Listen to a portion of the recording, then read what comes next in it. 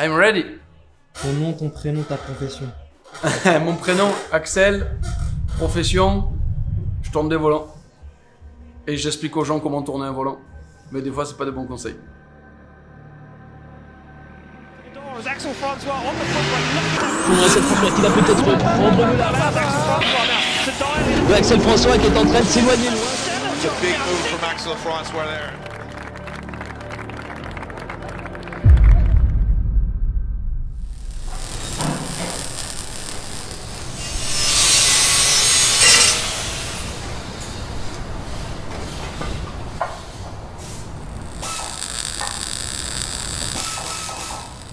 Une Corvette C6, c'est une base de Z06, donc un châssis alu. C'est une caisse de GTFIA à la base. Et quand elle a fini ses saisons, il y a Daigo Saito, que vous devez connaître, un des pilotes les plus connus au monde, un japonais. Daigo avait racheté la coque de GTFIA, il avait mis à sa sauce, il a transformé en voiture de drift en rajoutant un grand angle, un gros moteur de dragster, un gros pan de dragster. Et voilà, il a fait ce monstre. Le négatif, c'est que c'est une voiture volant à droite. Ça n'existe pas une Corvette en volant à droite. Mais Daigo l'avait fait pour lui. Il faut savoir qu'au Japon, ils ont le volant de ce côté-là. La voiture devait arriver en mars, mais on a eu des soucis de transport. Elle arrivait un mois en retard. Donc tous les plans qu'on avait pour la repasser en volant à gauche, du coup, on n'avait plus assez de temps pour le faire. Donc je vais devoir m'adapter avec le volant à droite. Dimanche, j'ai pu au circuit du Castellet faire quelques essais. Ça m'a fait du bien, j'ai commencé à prendre confiance au fur et à mesure des tours. Je dirais qu'à l'heure d'aujourd'hui, la voiture elle a 95% de potentiel et moi je suis encore qu'à 50% de potentiel en termes de pilotage avec cette voiture. Au fur et à mesure que je vais rouler avec, mon potentiel va augmenter, ça je le sais. On rebondit aussi très rapidement sur Wilson et John qui ont rejoint la team. Wilson, c'est un petit peu mon petit padawan. On lui a appris à faire du drift il y a 10 ans en arrière. Et moi, j'avais ce projet de Corvette. Je me retrouve avec mes GT86 qui étaient disponibles. Et du coup, voilà, on a discuté avec Wilson, avec son papa. On a trouvé des arrangements. Pour lui, ce sera une bonne expérience. On verra ce qu'il arrive à faire. Moi, j'ai confiance en lui. Je sais qu'il est très rapide. Et du coup, il a un influx nerveux. Il a un truc, en fait, dès qu'il ressent un truc, bam, de suite, il agit sur le volant. Et ça, j'avais bien aimé son style. Après, il y a John aussi. John Tena qui malheureusement a pas eu les conditions pour rouler. Et bon, je pense qu'il va profiter de mon expérience en course pour rouler dans une voiture qui a été réglée, qui a été développée. Il va rouler avec la GT86 numéro 1, qui a fait ses preuves. Elle a été quand même vice-championne de France, cette voiture. Au Drift Master, elle n'a pas démérité, même si elle n'est pas au niveau. J'ai un peu de double casquette ce week-end. Je suis à la fois, en gros, le chef d'une écurie, le boss d'une écurie, et à la fois pilote. Ça va être un petit peu dur pour moi sur cette course parce que je vais avoir mon cerveau concentré à m'adapter à la voiture et à gérer ma course. Et à la fois, quand même, je chapeaute un petit peu John et Wilson qui sont dans ma GT, où il va falloir que je leur donne des conseils, que je regarde un petit peu ce qu'ils font. Cette petite partie où je suis content de voir d'autres personnes évoluer, on va essayer d'être en team, en équipe. Voilà, je serai plus seul pilote à m'occuper que de ma gueule, quoi, si tu vois ce que je veux dire. Un mot pour la fin ?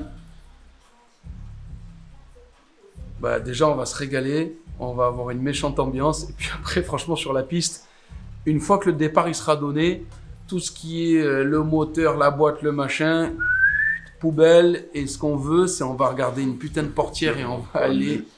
Tu vois, là, on va changer les formes des portières. Je me présente, Wilson Delagrange. Je viens de Perpignan, dans le sud de la France. Je suis pilote de drift. Cette année, j'ai une opportunité de faire la première manche du championnat de France en catégorie élite grâce à la voiture d'Axel François.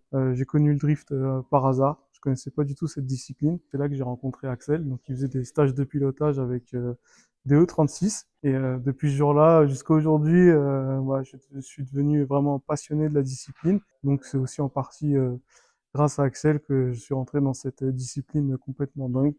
Et que du coup, ce week-end, j'ai l'opportunité de rouler sa GT86. Je pense que je vais essayer de tout faire, du moins, pour être le plus performant dans cette voiture. Et j'ai vraiment hâte aussi de découvrir cette voiture. Nouveau objectif, nouvel challenge pour moi, et ça me fait aussi sortir de ma zone de confort. Et donc, c'est vraiment un bon délire.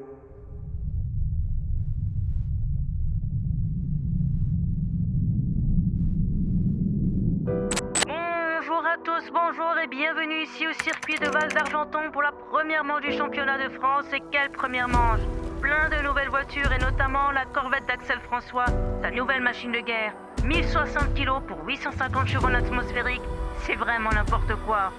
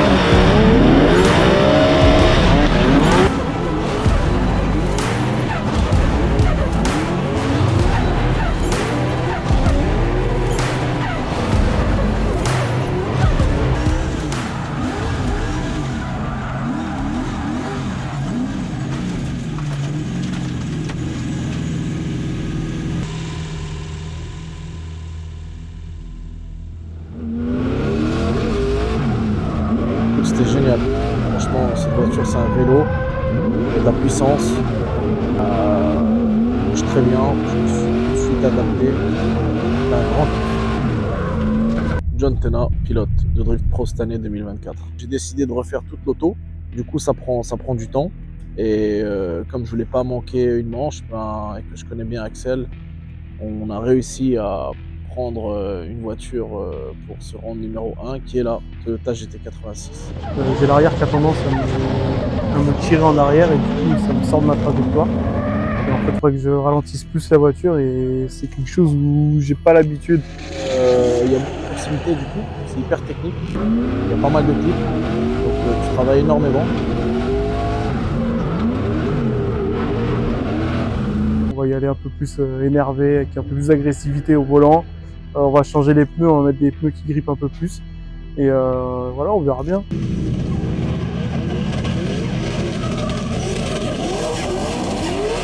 Avec une voiture comme ça, avec un V8, c'est sûr que la puissance fait ce qu'il faut. Le châssis est vraiment agréable à conduire aussi. dans une bonne position pour rouler sur ces circuits.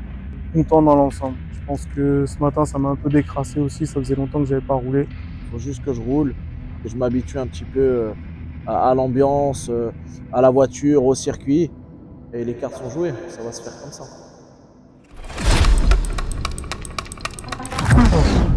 La folie, je vous le dis, ça va être la folie. Mais qui arrivera à avoir la meilleure ligne aujourd'hui? Je vous rappelle qu'il y a 46 pilotes élites et 24 pros. Moi, je vous le dis, les cartes sont lancées. Les qualifications, ça marque vraiment le début de la course.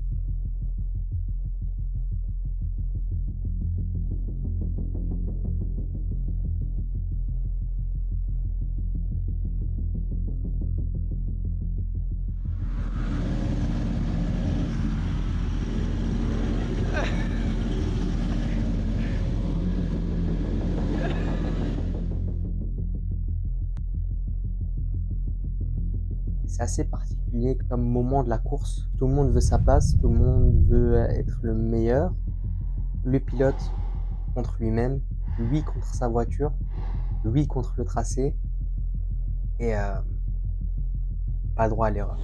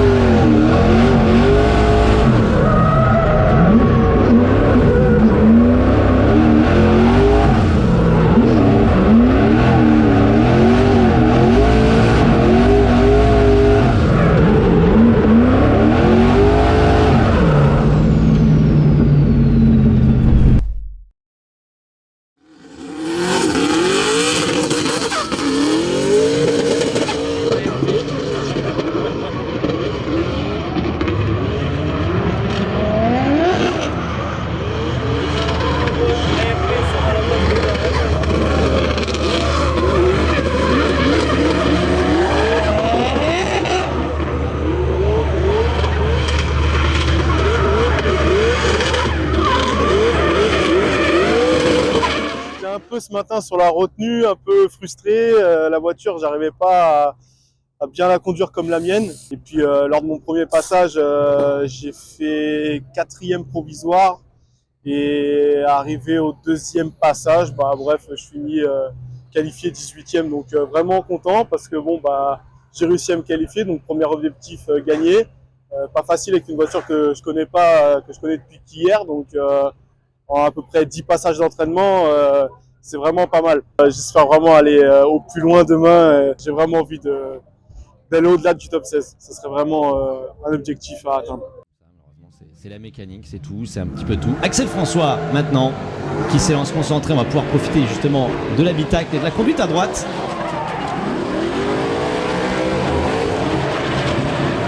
Bon, là il y va, là il y va.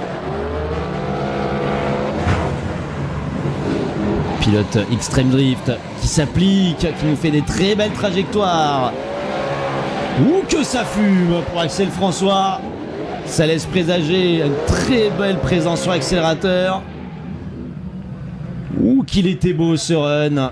Qu'il était beau. Et il était content. Et là, je pense qu'il va y avoir des gros points qui vont tomber pour Axel. Qu'est-ce que ça va donner? Axel François, du coup, sur une nouvelle auto. Ouais, voilà. Première place pour Axel François. Indubitablement, la meilleure performance pour l'instant. Je vais être très honnête. Je suis venu sur cette première course juste dans l'idée de rouler cette voiture qui me fait rêver. Tu peux le demander à toute l'équipe. Tous étaient là, ouais Axel, avec un truc pareil, il faut absolument que tu fasses une top qualif et tout. Mais eux, ils ont envie, je comprends. Mais moi, je sais ce qui se passe dans la voiture. Et je sais que je suis pas encore à l'aise. Déjà, c'est un volant à droite. La voiture me chamboule beaucoup. J'ai jamais possédé de moteur atmosphérique puissant. C'est mon premier atmo puissant. Ouah, là, j'arrive, mais complètement, je nage. C'est pas genre, tu vois, t'es quand même volant à gauche. T'as quand même un moteur turbo. C'est un nouveau châssis. Bon, un nouveau châssis, ça va. Non, là, c'est nouveau moteur. Rien à voir avec tout ce que j'ai eu jusqu'à maintenant. Nouvelle boîte de vitesse. Volant à droite. Le châssis, en fait, j'ai plongé dans l'inconnu. Hier, c'était une catastrophe, mes essais. Mais vraiment, la voiture, elle prenait, je faisais des backwards, d'un coup, je faisais des tout droits, il n'y avait aucune régularité. Et en fait, on a fait des modifs. J'ai commencé à la régler un petit peu à ma façon. Parce que je pense à pas encore avoir le niveau d'un Daigo Saito. Je pense qu'on pourrait, à voiture égale, on pourrait quand même s'amuser à s'entraîner tous les deux. Je pense que je pourrais être un bon sparring partner pour lui. Mais bon, j'ai pas la prétention d'être encore là où il en est. Et des réglages comme ça, c'est encore trop pour moi. Je savais que j'allais être qualifié quand même parce que je faisais... là, j'ai fait en mode haché, c'est-à-dire point par point. C'est-à-dire, je vois le clip, je vais le clip. Du clip, je vais à l'autre clip. Tu vois, je fais pas un truc 100% fluide. Tu vois, je me concentre pas sur une intégralité de run. Je me concentre sur une zone, une zone, une zone, une zone. C'était très haché. Mais ça marque des points. Voilà. Et là, ce deuxième passage, j'ai dit là, maintenant, je le fais un peu en mode, un peu, t'es qualifié, vas-y, va plus vite, va plus fort, tout ça. Et Jérém aussi m'a fait un petit réglage sans me le dire. Voilà. T'as vite fait reconnu ou pas? Je m'en suis rendu compte quand j'ai remis gaz. Je m'en suis pas rendu compte au déclenchement, ça m'a pas choqué. Je rentre dans le virage, ça va. Et au moment où je remets gaz, je me dis, putain, le moteur, il a perdu 100 chevaux, quoi. Je remets gaz et forcé. Et en fait, j'avais demandé de mettre une pression des pneus et il en a mis une autre. Mais exprès. J'ai dit, ah, c'est bon, t'as mis telle pression? Ouais, t'inquiète. Et en fait, il a mis genre 300 ou 400 grammes de moins que ce qu'on mettait, tu vois. C'est allé beaucoup plus vite. Donc, merci, Jérém. J'aurais pu finir dans mon bac à sable, mais c'est passé. Grâce à toi, je fais la pole. Fais-moi une vidange. Il me fait une vidange. Là, il y a Lise qui arrive, elle vient me voir. Elle me dit, ça va pas. Et là, je comprends. Quand Lise me dit, ça va pas, je dis là. Et en fait, il y avait plein de limailles. Donc, il y a un autre Jérémy. Il y avait deux Jérém, mon Jérém Mécano et Jacob Sport. Voilà, qui me dit, écoute, je viens voir, je viens jeter un coup d'œil, je te donne mon avis parce que c'est son métier. Hein, il prépare des voitures pour certains concurrents. Et puis il voit et tout, il me dit, ah, je pense que c'est plutôt le haut moteur, etc. par rapport à la couleur des paillettes. Et effectivement, on démonte les caches culbut et puis là, on découvre une tige de culbuteur là qui avait sauté et qui était à côté. Donc en fait, le basculeur, il faisait plus son effet. C'est-à-dire que la soupape d'admission, elle s'ouvrait plus, elle restait tout le temps plaquée. Donc j'ai bien roulé sur 7 cylindres sur cette dernière qualif. Là, on se pose des questions, on se dit si je suis capable de faire ça avec 7 cylindres, est-ce que je pourrais pas faire la course sur 7 cylindres? Et puis en fait, on réfléchit, on se dit attends, c'est un moteur qui coûte très cher. Il a l'air réparable encore. Ce serait dommage d'insister et vraiment qu'il soit complètement cassé. Surtout que vous êtes au courant, là, c'est cette voiture, j'ai pas de sponsor dessus financier. Donc ça va être compliqué à faire rouler ce genre de voiture. Bon, j'ai pris la décision d'abandonner. J'ai jamais fait ça de ma vie. Normalement, quand j'ai un souci mécanique, je prends quand même le départ. Et là, c'est la première fois de ma vie que je prends pas le départ alors que j'aurais peut-être pu le prendre. Mais bon.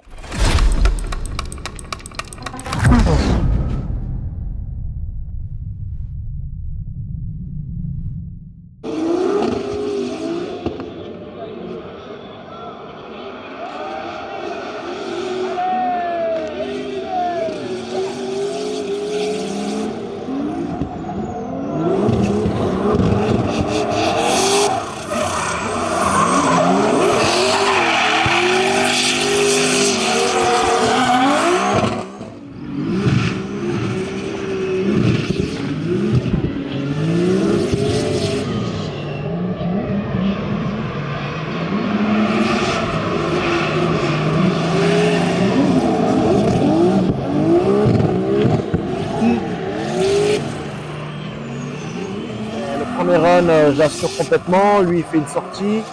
Au deuxième, on me dit vas-y tranquillement, je vais un peu trop fort et je vais chercher des angles que j'ai pas l'habitude, donc je me fais piéger. Un one more time qui s'annonce, je pars, il fait pas d'erreur, il est pas proche, pas loin.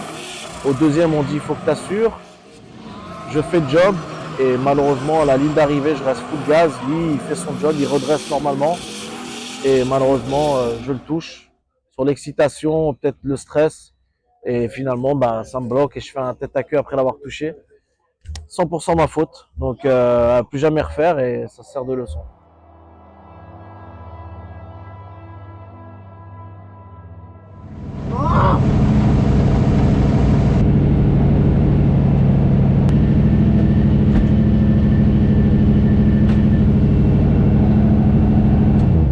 Je suis dégoûté, putain, c'était mon week-end. C'était mon week-end, je te jure, j'ai fait n'importe quoi. Mon gars, t'as une tribune devant toi de plus de 10 000 personnes, t'es super excité, t'as chaud, t'as envie de rouler.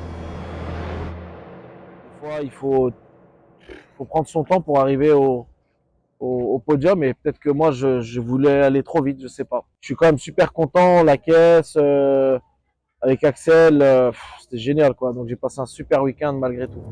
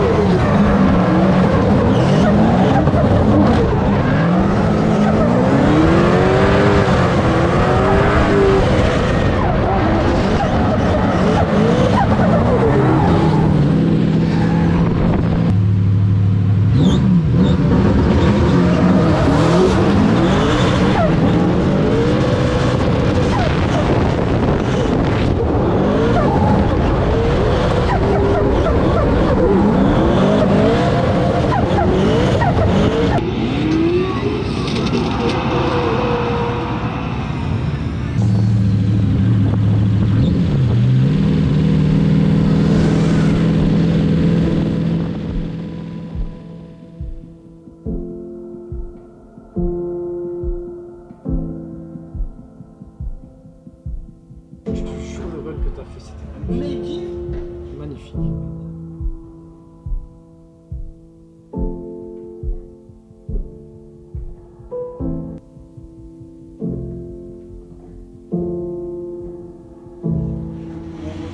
Oui, mais ça arrive.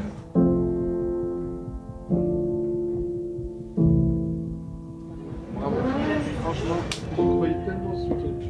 J'avais la voiture. Ah, puis tu nous as fait rêver, on s'est dit tous, voilà, là, quand Lise, elle nous a dit non, non, il y a un petit avantage pour lui au premier run, on t'a vu partir, qu'est-ce qu'il a dit Alex hein. Au moment où Axel il dit, voilà, c'est bon, là il va souder, la voiture elle va s'envoler, et là tu sens. Et personne comprend.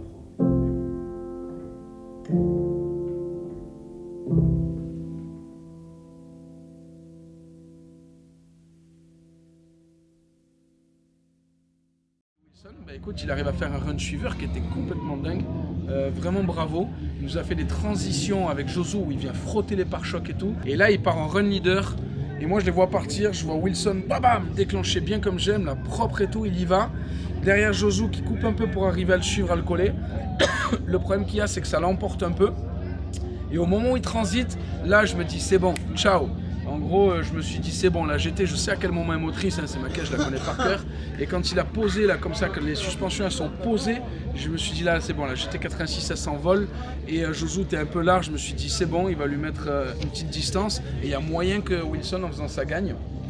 Ben, malheureusement, boum, il se rate machin, il sort dans l'herbe et il perd sa battle comme ça. Ça arrive, c'est une erreur. Wilson de la Gringe est capable de tenir tête à un vice-champion de France de drift. J'ai juste ça à dire. Voilà, fin de l'histoire. Là, ce qui m'a fait plaisir sur cette course, c'est de voir cette tribune qui était remplie à ras-bord. Je suis juste tellement déçu de ne pas avoir pu faire le spectacle, quoi. Je voulais faire le spectacle. Je suis dégoûté. Encore désolé à tous. Je sais qu'il y en a qui ne sont pas venus le samedi. Il y en a qui sont venus que pour la course le dimanche. Et ils auraient bien aimé voir cette machine rouler. Bah écoutez, voilà, désolé. Ce sera sur une course prochaine. En espérant que ce soit réparable et dans mes finances. J'étais un peu plus confiant avec la voiture. Je me sentais vraiment de plus en plus à l'aise avec. Je me dis qu'il faut que je me donne à 200% parce que Kevin... il est là pour la même chose et c'est quelqu'un avec beaucoup d'expérience. Ça s'enchaîne plutôt bien jusqu'au 4 ou 5 où dans la transition, je touche le pare-choc, je fais juste une petite rayure sur la voiture, donc c'était très propre et très près. Et du coup, bah, je me dis match retour, voilà, je me concentre, faut pas que j'en fasse de trop, que je fasse mon passage comme si j'étais en qualif, mais tranquille.